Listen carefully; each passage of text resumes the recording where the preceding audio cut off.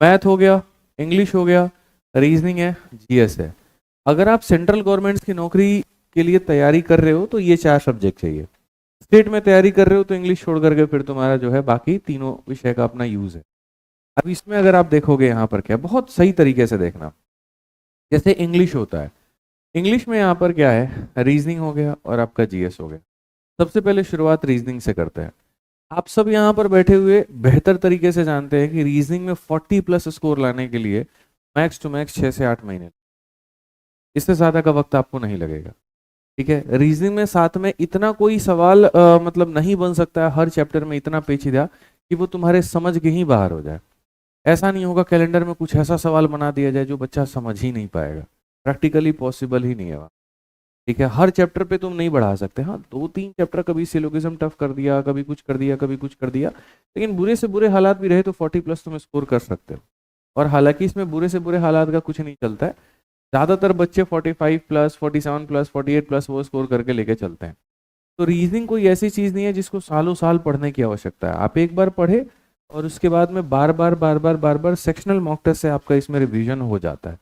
तो ये यहाँ पर बहुत बेस्ट होता है कि सर आपको एक बार अपना सिलेबस करना है और सिलेबस के साथ आपको सेक्शनल देना है।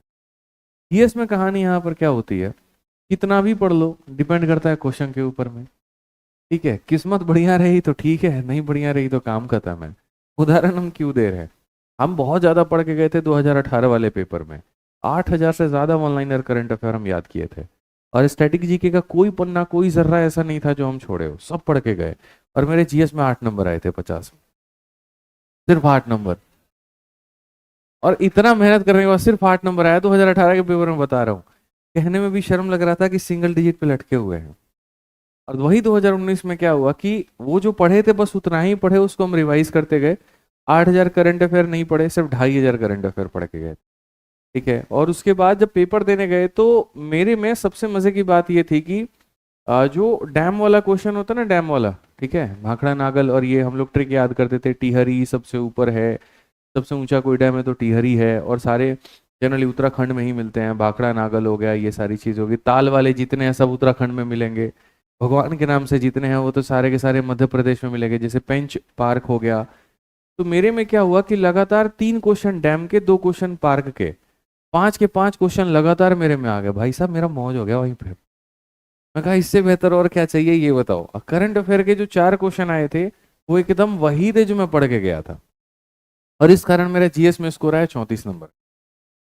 और 8 नंबर से सीधा सीधा कहाँ पे 34। टेस्ट में भी मेरे 34 नहीं आते थे भाई, टेस्ट में मेरा 18-19 आ गया ना, तो उस दिन ऐसा लगता था आज समोसा पार्टी खुद को देना चाहिए। अब जीएस में स्कोर इंप्रूव हो रहा है, अब मेरे 34 नंबर आ गए वहां पे। तो तब जा करके 50 50 50 और ये 34 या 35 के करीब मिला करके 185 मेरे बने थे। ऐसे ही मेरे सीपीयू में भी 184 था, सीएचएसएल में भी 185 था, सीजीएल में भी मेरा इतना ही स्कोर था। ठीक है, तो वो डिपेंड करता है जीएस में कि तुमने पहली बात पढ़ाई कितनी की है, और दूसरा तुम्हारा वो दिन कैसा है। अगर वो दिन बड़ा बेकार सा है तो यकीन मानो पढ़ा हुआ कितना भी तुम्हारा कोई काम नहीं आने का। ठीक है, जिन लोगों से मैंने जीएस पढ़ा, अपने रूममेट जो मेरे थे यहाँ पे, उनके 12-12 नंबर आए थे। पेपर के बाद तो बात करना उन लोगों ने मेरे से छोड़ दिया था। ठीक है, कि हमने इसको करंट अफेयर पढ़ाया, 36 नंबर लेके बैठा है, 35 नंबर लेके बैठा है। तो जैसे मैं इधर जाऊंगा ना, भाई थोड़ा ये बताना, अरे बिजी हूँ यार। तो ऐसे स्वभाव बदले हैं, मैंने लोगों को देखे हैं वहां पे। ठीक है, तो जीएस में तुम्हारा अपना एक पढ़ाई है और साथ में एक लक फैक्टर है, ये बहुत इंपॉर्टेंट, ये बहुत ही ज्यादा मैं मानता हूँ जीएस में। बाकी हो सकता है दुनिया बेवकूफ कहे क्या गए, बट मैं तो इसको बहुत बड़ा लक फैक्टर मानता हूँ।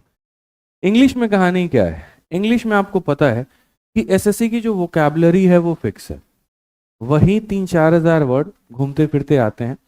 आज भी आप मेरे से कोई एक वोकैबलरी आज भी अगर एसएससी के पेपर में आ जाए ना, तो मैं इतना तो गारंटी कह सकता हूँ कि हाँ यार ये मैंने पढ़ा है।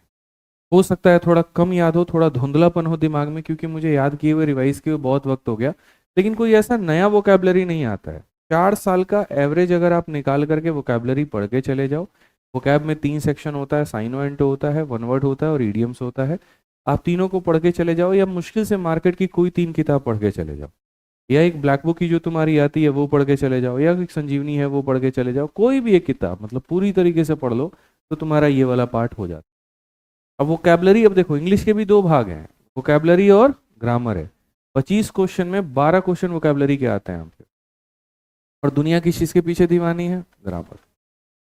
एक टीचर का फीस जो लगता है 10,000 रुपये ऑफलाइन में लगता है, वो 10,000 में जनरली अगर 100 क्लास वो ले रहा है, 80 क्लास किसकी लेगा? ग्रामर। जबकि पेपर में वेटेज बराबर आता है। आप 2 साइनो आता है, 2 एंटो आता है, 2 वन वर्ड आता है, 2 इडियम आता है, कितने हो गए? 8 सीधा सीधा। 2 स्पेलिंग आता है, कितने हो गए? 10 हो गए। और सही से देखोगे तो क्लोज टेस्ट में और बाकी कॉम्प्रिहेंशन में भी 1 से 2 वोकैबुलरी रहता ही रहता। 25 सवाल में 12 क्वेश्चन तुम्हारे वोकैब के हो गए, लेकिन इंसान सबसे कम प्राथमिकता इसको देता है।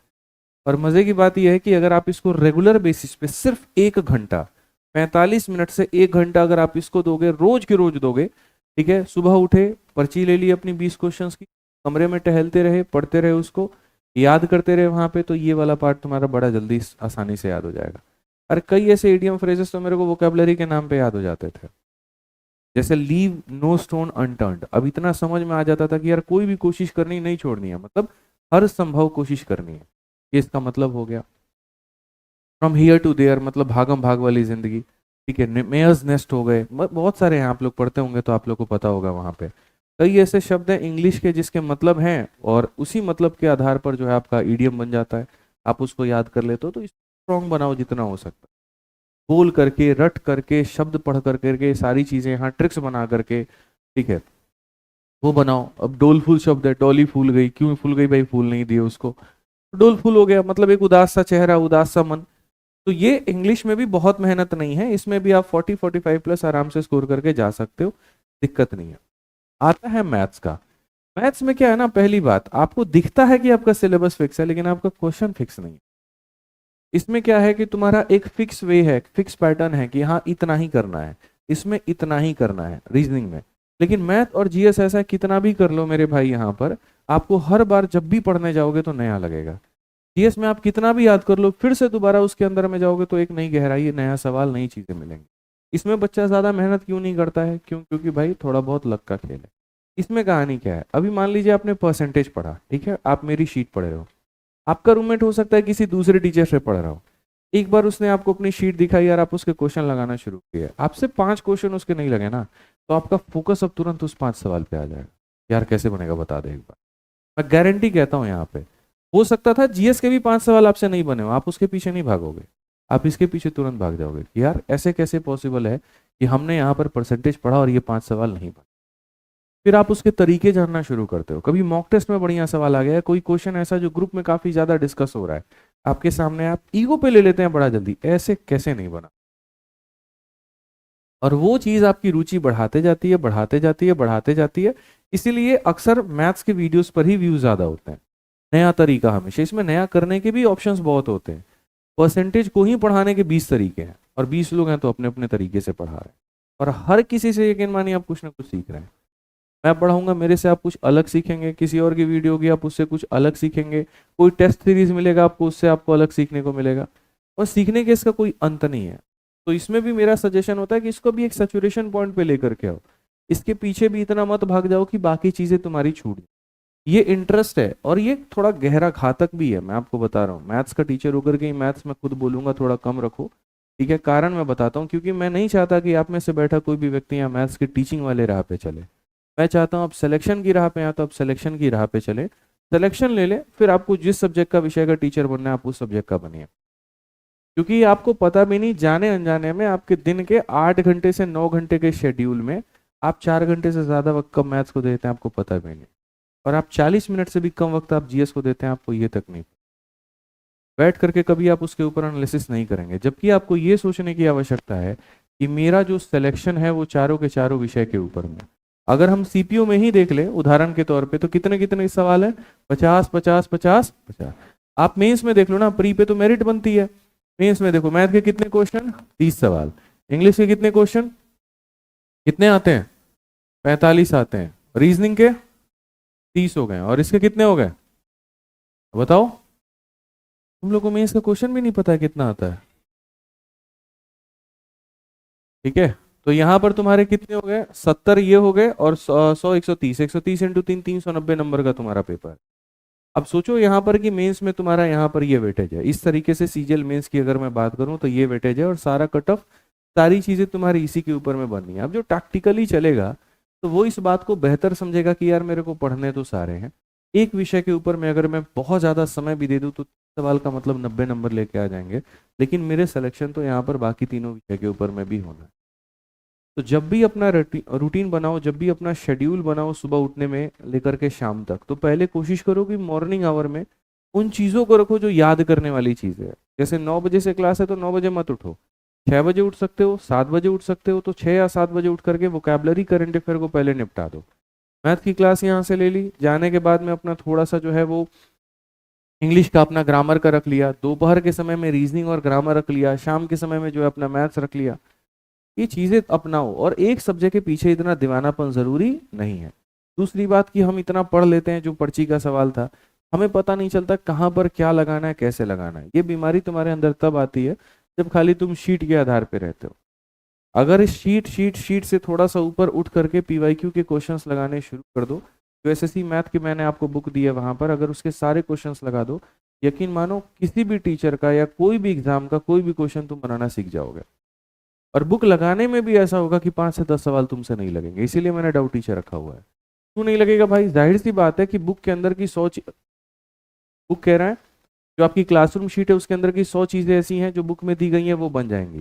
किताब में 5 चीजें ऐसी हैं जो मेरे भाई यहाँ शीट में नहीं दी गई थी, इसीलिए किताब मैंने कहा था लगाने को कि तुम उससे वहां पर कुछ सीख पाओ। जब तुम मॉक टेस्ट भी दोगे, मॉक टेस्ट के भी 10 सवाल तुमसे ऐसा होगा जो नहीं बनेंगे, उसको क्या करना है? छोड़ना है कि सीखना है? सीखना है। किताब क्यों कहा जाता है लगाने के लिए? कि जो नहीं बना उसको सीख लो, ताकि कभी पेपर में टकरा गया तो वहां पर ये ना हो कि तुमसे नहीं बना है।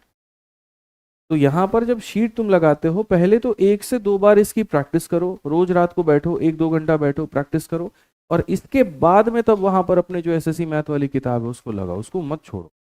तो ले जाकर के टेबल पे सजाने के लिए मत रखो, वहां पे कुछ नहीं होने, कभी नहीं होने वाला। सिर्फ अगर शीट के दम पर रहे, यकीन मानो कुछ मैथ खाली खाली समझ समझ में आएगा, लेकिन क्वेश्चन बनाने के काबिल नहीं रहो। एक भी बंदा मेरे को ला करके खड़ा करके यहाँ दिखा दो जो ये कहता हो कि हम जो कभी प्रीवियस ईयर क्वेश्चंस की प्रैक्टिस ही नहीं। और ये काम तुमको मैथ में भी नहीं करना, मैथ में भी करना है, रीजनिंग में भी करना है, इंग्लिश में भी करना है। नहीं तो इंग्लिश में प्रैक्टिस नहीं होने का नतीजा ये होता है, नाउन पढ़ते हो तो नाउन का क्वेश्चन लग जाएगा, आर्टिकल पढ़ोगे तो आर्टिकल का क्वेश्चन लग जाएगा, अब मिक्स क्वेश्चन देंगे तो लगेगा ही नहीं। तो समझ ही नहीं आएगा यार कहाँ पे है, खोज ही नहीं पाओगे, और गलतियां तुमसे बतेरे होंगे। लेकिन जो प्रैक्टिस होती है ना, वो तुम्हें इस तरीके से एकदम रिफाइंड कर देती है कि पकड़ में आ जाता है। 400-500 एरर एक बार लगा करके साथ में तो फिर देखो वहां तुम्हें एरर दिखने कैसे लगते हैं। ये थोड़ा सा ध्यान दो। अभी तुम खाली नोट्स नोट्स नोट्स के चक्कर में हो,